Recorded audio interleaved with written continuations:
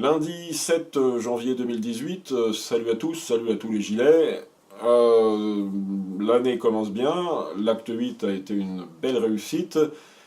Deux points importants, les deux images les plus frappantes, si je puis dire. D'abord, le fait que la porte du ministère du porte-parole du gouvernement, le ministère de Benjamin Griveaux, a été défoncé par un transpalette. Ça, c'est une chose. Je pense que du côté du gouvernement, ça doit faire un petit peu peur. Du côté de tous les ministères là, du 7e arrondissement, on doit se poser la question à quelle sauce on va être mangé pour samedi prochain. Parce qu'effectivement, une foule furieuse peut pénétrer dans un ministère, et on l'a vu sous certains régimes, à certaines époques, dans certains pays, il y a des gens qui sont défenestrés. Alors c'est pas du tout ce à quoi on appelle, mais enfin vous savez, quand les gens sont dans la misère, réduits au dernier degré, sont à bout du rouleau, ne peuvent plus nourrir leurs enfants, on ne sait pas...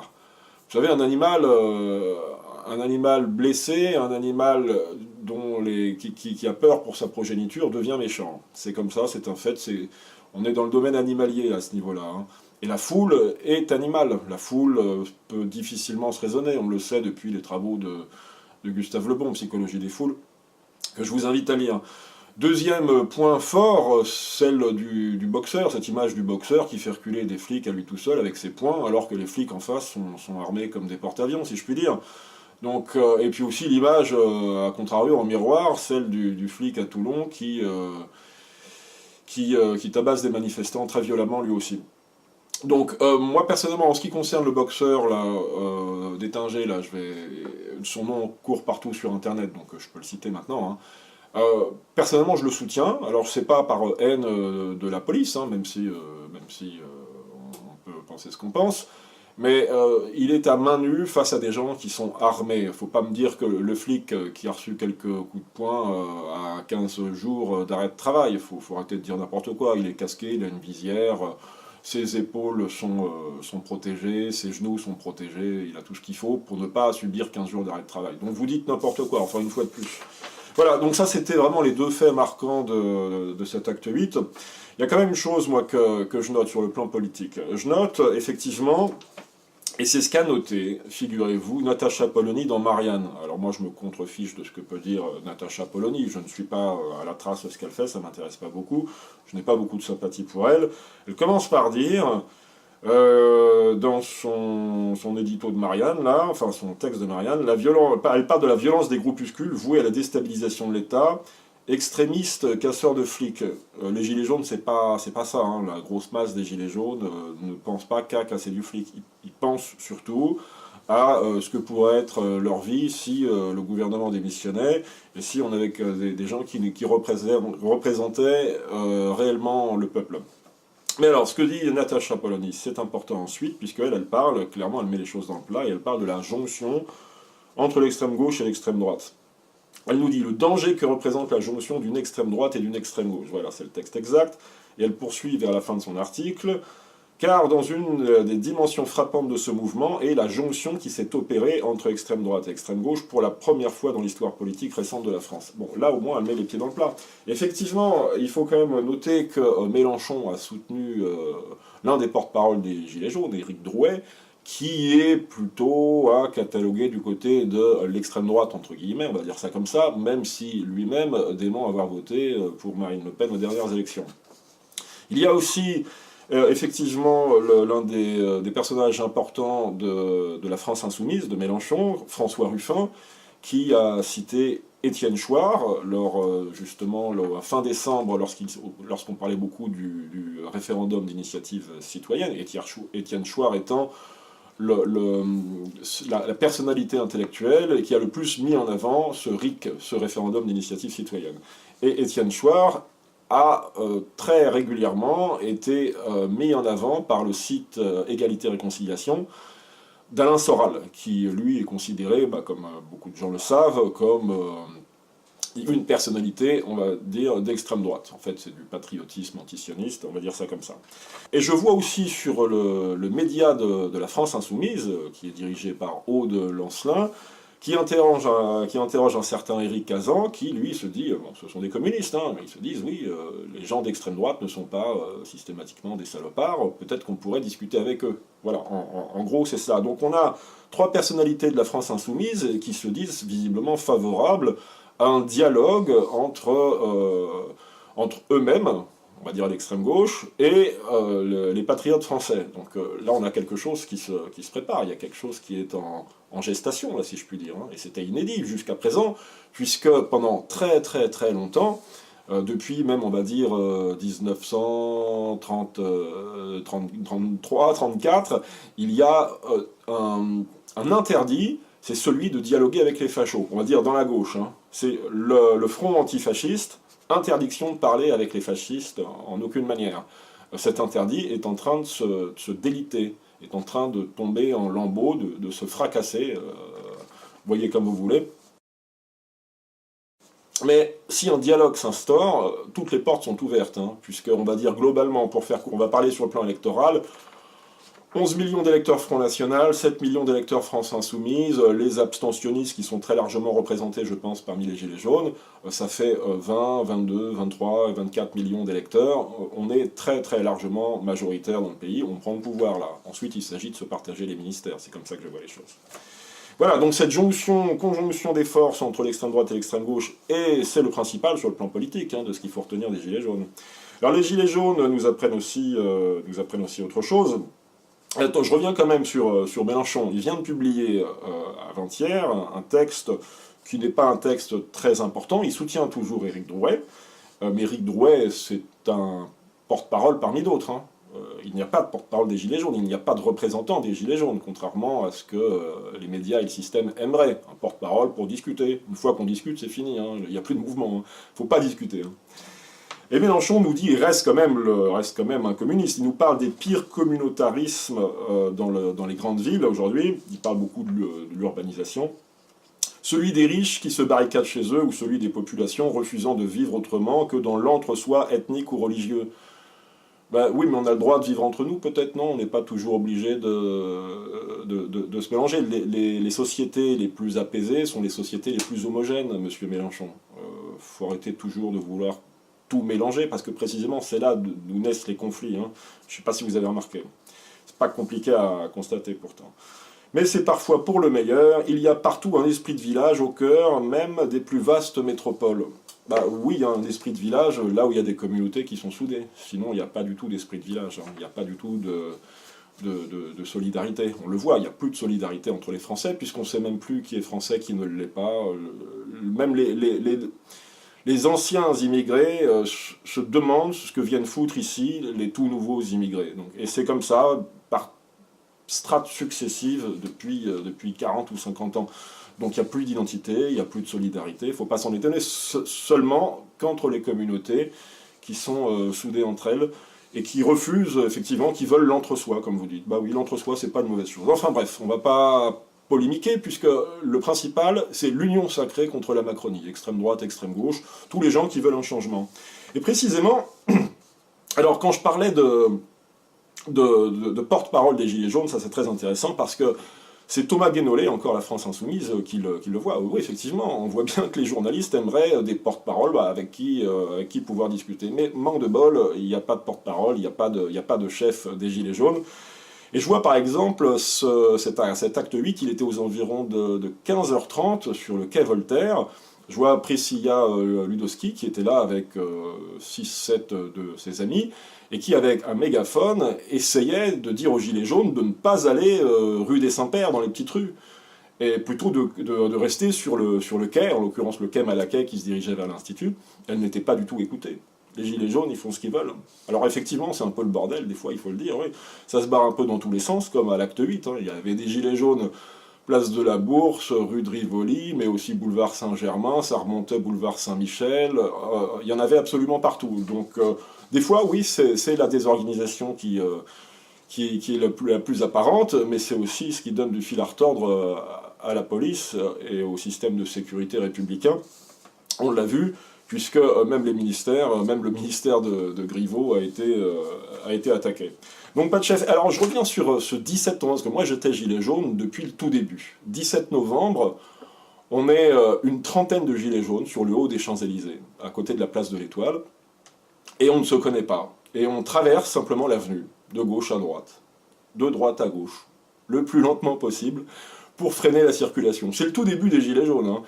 Et je me souviens qu'il y a un couple de jeunes touristes, 20-25 ans, un garçon, une fille, et ils me demandent qu'est-ce qui se passe, qu'est-ce que c'est. Et je lui réponds, bon, en anglais, d'habitude je réponds pas en anglais, mais là c'était exceptionnel. Je lui réponds, on ne sait pas trop, on ne se connaît pas, on est juste là pour manifester notre mécontentement par rapport au niveau de vie des Français les plus pauvres, aux gens qui n'ont plus de quoi nourrir leurs enfants, c'est tout, quoi. Mais on ne se connaît pas, ce sont des gens qui ne se connaissent pas. Et oui, sur quoi ça a débouché quelques semaines plus tard. Mais c'est ça qui est très intéressant chez les Gilets jaunes, c'est que ce sont des gens qui ne se connaissent pas, qui ont des opinions politiques qui peuvent être très très différentes, et qui se retrouvent ensemble à manifester, à être ensemble contre un système qui ne leur plaise pas. Et à ce sujet, je rebondis, il faut pas, on n'est pas encore dans la situation où il faut lutter pour quelque chose, en l'occurrence pour le référendum d'initiative citoyenne. Moi je pense que ce qui nous soude le plus, c'est d'être contre quelque chose. Et en l'occurrence, Macron, je crois, est le personnage ad hoc, parfaitement idoine pour cristalliser la colère populaire. Voilà, Macron, démission. Je pense que ça va être notre seul mot d'ordre, mais ensuite, ceux qui veulent afficher RIC sur leur pancarte, c'est très bien, pourquoi pas, mais ce qui peut nous mobiliser le plus, je crois que c'est la haine, appelez ça comme vous voulez, monsieur Macron, les foules haineuses. Oui, on n'a pas beaucoup de sympathie pour vous, c'est un euphémisme, on préférerait que vous partiez, c'est sûr, hein.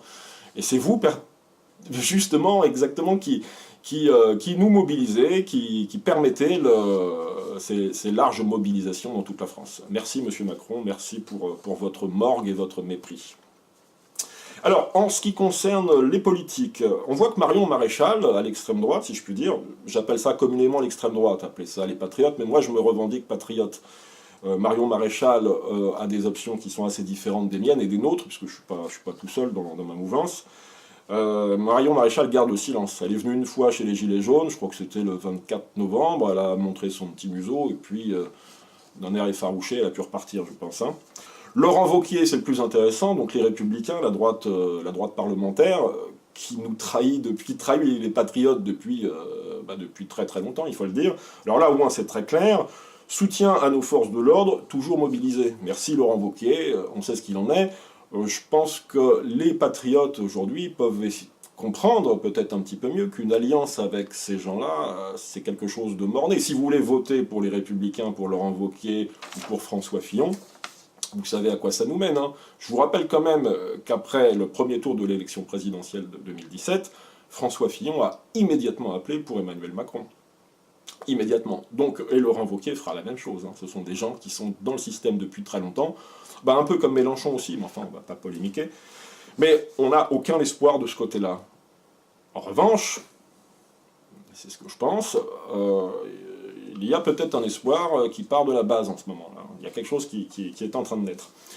Éric Ciotti, l'aile droite des Républicains, la droite populaire, frapper un gendarme à terre, c'est s'en prendre à la République tout entière. Ces violences contre ceux qui nous protègent sont insupportables et inacceptables. Leurs auteurs ne sont les militants d'aucune cause, ce sont des voyous qui doivent être sanctionnés avec force. Bon, voilà, là aussi c'est clair. L'aile droite des Républicains, c'est la République, hein. C'est la République parlementaire. Ce sont des gens qui veulent conserver l'ordre existant. Voilà, c'est très clair. Donc voilà, l'union des droites, vous savez ce que j'en pense. Le mouvement des Gilets jaunes est aussi très révélateur de ceux qui veulent vraiment changer les choses et de ceux qui finalement préfèrent que les choses restent en l'état. Alors je le vois bien par exemple avec Raphaël Glucksmann. Raphaël Glucksmann, disons c'est la gauche bien pensante, qui fait semblant d'être réformiste, semblant de défendre les pauvres, semblant même peut-être parfois d'être révolutionnaire, mais ça fait longtemps que ça dure à l'extrême gauche, hein. On fait semblant d'être révolutionnaire, et puis finalement, comme un Cohn-Bendit, on est très bien dans l'ordre républicain qui est aujourd'hui en place. Et on se complaît dans la société multiculturelle avec toutes les inégalités que ça comporte, du bas des classes populaires, des gens des campagnes qui vivent quasiment comme des cochons, pourquoi pas dans des maisons en terre battue, avec un sol en terre battue, des banlieues des banlieues qui sont laissées à l'abandon. Enfin, laissées, non, les banlieues, pardonnez-moi, ne sont pas laissées à l'abandon, au contraire, ça c'est le discours d'extrême gauche, dans les banlieues sont déversés des dizaines et des dizaines de milliards, je crois que c'est 40 ou 50 milliards depuis 25 ou 30 ans. Elles ne sont pas du tout laissées à l'abandon. Mais enfin, ça c'est le discours d'extrême gauche. Et on voit que Raphaël Glucksmann, qui a tendance à tenir ce discours contre l'injustice sociale, en fait se complaît dans cette société, puisqu'il ne soutient absolument pas les Gilets jaunes. On sent que ça le démange de tenir les mêmes propos que ceux de Bernard-Henri Lévy sur Twitter, où lui soutient aussi la police républicaine, la République, les institutions. Raphaël Glucksmann, c'est cette ligne-là, mais il fait semblant d'être révolutionnaire. Et de l'autre côté de l'extrême droite, on a un Goldnadel, Gilles William Goldnadel, qui séduit une partie de l'extrême droite française de souche, des Goy, hein, les couillons de Goy. Et lui, le 22 décembre, à l'acte 6, il a dit clairement son soutien aux policiers, vous savez, les trois gendarmes qui jetaient des grenades, des Gli F4, là, des grenades explosives, au milieu du cortège des Gilets jaunes pacifiques. Hein. Et c'est là que ces gendarmes ont été agressés par quelques manifestants gilets jaunes. Une moto a été renversée, je crois. Enfin, il n'y a pas eu mort d'homme, hein, il n'y a pas eu grand-chose. Mais enfin, immédiatement, Goldnadel, là, il a dit « ça va trop loin, soutien à nos policiers ». Donc voilà, ces gens-là qui font semblant de s'opposer à l'ordre existant sont en fait de fervents défenseurs de l'ordre existant. C'est révélateur, ce mouvement des Gilets jaunes est révélateur de ceux qui veulent changer les choses et de ceux qui se complaisent dans cet ordre républicain, multiculturel et les inégalités sociales. Alors, concernant les élections européennes, eh bien précisément, moi je crois que s'il y a le mouvement des Gilets jaunes, c'est qu'on n'en a rien à foutre des élections. Et qu'on a compris que ce système électoral ne représentait pas le petit peuple, celui en tout cas qu'il y a à la base, les plus défavorisés. On a beau voter élection après élection, quinquennat après quinquennat, ou septennat après septennat, législative, présidentielle, européenne, rien ne change pour nous. Et précisément, le mouvement des Gilets jaunes, c'est ça, c'est une révolte contre ce système.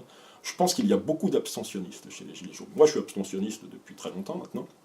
J'avais voté il y a bien longtemps. J'avais voté une première fois Arlette Laguillet, et ensuite, à 2-3 reprises, j'ai dû voter Jean-Marie Le Pen. Enfin, ça fait longtemps, hein. Moi, là, je ne vote plus. Et pardonnez-moi, bon, avec Marine Le Pen nous a fait comprendre, à nous, les patriotes, qu'elle ne voulait pas de gens comme nous dans son parti. C'est-à-dire que tout ce qui pouvait être légèrement raciste ou un tout petit peu antisémite, non. Il a été exclu du Front National. Voilà, ça rassure les journalistes, et elle est partie sur cette base. Donc, jamais, je sais que jamais elle ne me soutiendra. Je risque fort d'aller en prison. Enfin, maintenant, c'est un fait accompli. Moi, j'ai écrit une lettre la semaine dernière au juge d'application des peines. J'ai d'abord fait transférer mon dossier donc, en province. J'ai écrit une lettre la semaine dernière au juge d'application des peines pour lui dire que finalement, je refuserai les travaux dans l'intérêt général, je refuserai le bracelet électronique et je refuserai des jours amende. Donc, je pense que j'irai en prison au mois de février ou au mois de mars, c'est ce qu'il m'a dit. C'est acté, et je sais que du côté du Front National, Rassemblement National, je ne serai jamais soutenu, ni du côté des identitaires, qui travaillent avec Goldnadel. Regardez Damien Rieu ou Espino, ce sont les identitaires, ils retweetent régulièrement Goldnadel. Et c'est précisément Goldnadel qui va me mettre en prison. On est d'accord? C'est pas le premier procès qu'il me fait, hein. C'est lui qui va me mettre en prison, il est retweeté par des identitaires, et il est probablement copain comme cochon avec Marine Le Pen. Donc je n'ai rien à gagner avec ces gens-là. Et c'est ce qui me permet d'avoir une parole libre, parce que contrairement à eux, contrairement aux identitaires, moi mon but dans la vie, c'est pas de devenir conseiller régional à 4 000 € par mois, voire député européen à 10 000 € par mois. Ces gens-là ne nous représentent pas. Dites-moi, à quoi nous servent les députés Rassemblement National ?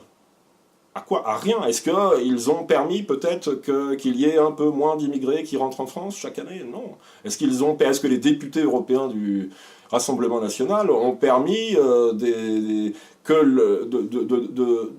nous sortir un peu du carcan européen dans une petite mesure? Non, rien du tout. Ça ne sert strictement à rien, si ce n'est à les engraisser, à leur assurer une rente régulière. Et ces gens-là n'ont qu'une idée en tête ensuite, c'est d'assurer leur réélection, c'est tout, hein. Donc j'imagine que c'est la guerre pour savoir qui va être numéro 2, numéro 3 des listes aux européennes, parce que là ils doivent s'entretuer. Hein. À 10 ou 12 000 € par mois, c'est clair qu'il y a des intérêts qui sont en jeu, et le but c'est d'être tout en haut de la liste pour pouvoir être réélu. C'est ça leur objectif. Ils sont pas gilets jaunes ces gens-là. Je dis pas qu'ils en ont rien à foutre, mais pour eux ça peut être quelque chose qui peut les tirer vers le haut et permettre leur réélection. Donc, nous, on s'en fout. Si on est gilet jaune, c'est précisément qu'on ne croit pas à ces choses-là. Et j'ai quand même tendance à penser que les médias nous font miroiter que peut-être les gilets jaunes pourraient être représentés par la France Insoumise ou par le Rassemblement National, comme s'ils voulaient nous dire arrêtez de manifester dans les rues, ça sert à rien, vous allez être représentés aux prochaines élections.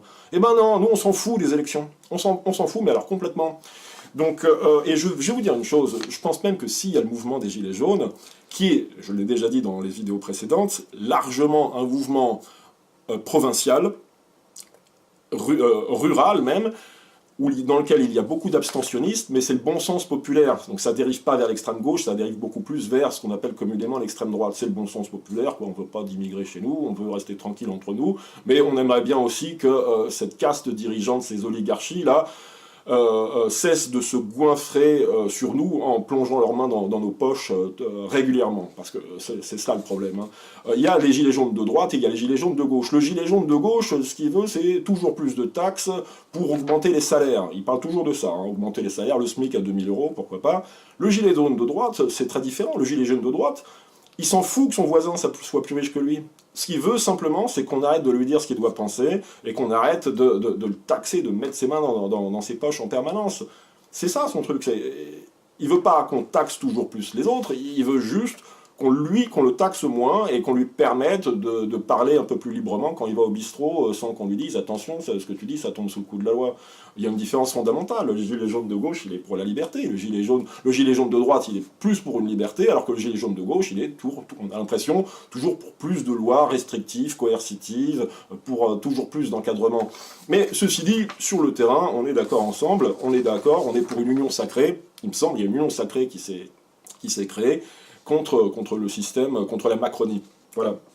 Donc, mais ce que je veux dire, c'est que ce mouvement des Gilets jaunes, je pense que s'il est né, c'est par désespoir, c'est qu'on ne se sent pas représenté. Et le débat du 3 mai 2017 entre Marine Le Pen et Macron, je pense, a été déterminant. On a compris qu'on ne serait pas représenté, que ça servait à rien, que le Rassemblement national ne nous servait à rien. Alors ensuite, vous pouvez me parler de Marion Maréchal. Hein. Marion Maréchal 2048, c'est ça votre truc? En 2048, le français de souche, il sera très largement minoritaire dans le pays. Ça sera terminé. On n'y croit pas à tout ça, nous. C'est pour ça qu'on est gilets jaunes. C'est maintenant que ça se passe. Hein. C'est maintenant que ça se passe. Hein.